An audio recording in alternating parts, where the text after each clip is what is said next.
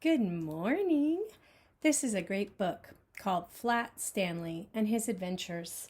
It's by Jeff Brown and the illustrator is Scott Nash. We're going to find out about how Stanley gets to go on lots of fun adventures. Hey, come look! Arthur Lambchop called from the bedroom he shared with his brother Stanley. Mr. and Mrs. Lambchop cared greatly for politeness and correct speech. Hay is for horses, Arthur, not for people, said Mrs. Lambchop. But look, said Arthur, pointing. I wonder what he sees. Across Stanley's bed lay an enormous bulletin board. It had fallen on Stanley during the night. Mr. and Mrs. Lambchop hurried to lift it from the bed, but Stanley wasn't hurt. What's going on here? He said cheerfully, sitting up. Heavens! Cried Mrs. Lambchop. Gosh, said Arthur, Stanley's flat. As a pancake, said Mr. Lambchop. Darndest thing I've ever seen. Look, he's flat. Mrs. Lambchop sighed and said, Let's all have breakfast. Then we'll hear what Dr. Dan has to say. In his office, Dr. Dan examined Stanley. How do you feel? He asked.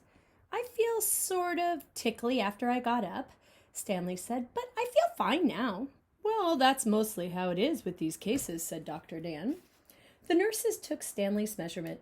He was 4 feet tall and about a foot wide and half an inch thick.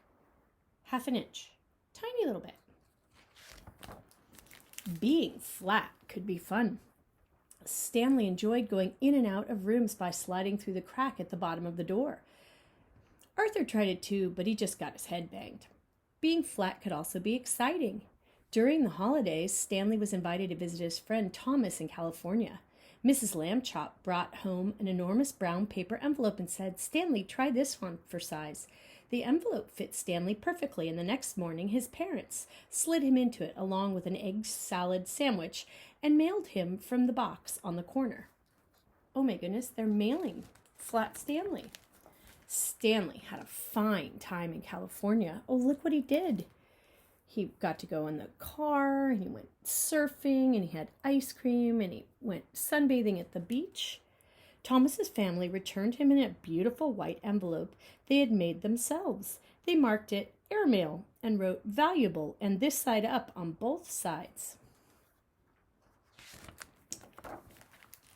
In the park one Sunday afternoon, Stanley and Arthur watched some boys flying big kites. Someday, Arthur said, I would like to have a big kite. You can fly me, Arthur, said Stanley. Come on. He gave Arthur a spool of string and attached the string to himself.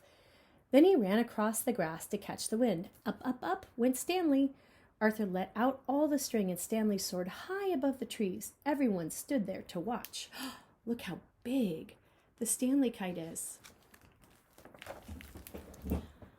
But Arthur got tired of running with the empty spool. Wedging it in the fork of a tree, he went off for a hot dog. He didn't notice when Stanley became tangled in the branches of the tree. Half an hour passed before Arthur heard Stanley's shouts and climbed up to set him free. Arthur apologized over and over again that evening, but Stanley was still cross. Yeah, he got forgotten about. That would make me a little upset too. The next morning, Mr. Lambchop and Stanley met their neighbor, Mr. O.J. Dart, director of the famous Museum of Art. Mr. Dart looked worried.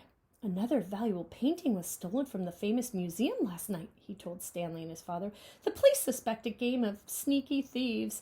They work at night by sneakery, which makes them all very difficult to catch. Stanley had an idea. He explained it to Mr. Dart. Excellent, said Mr. Dart. We'll try it out and try out your plan tonight.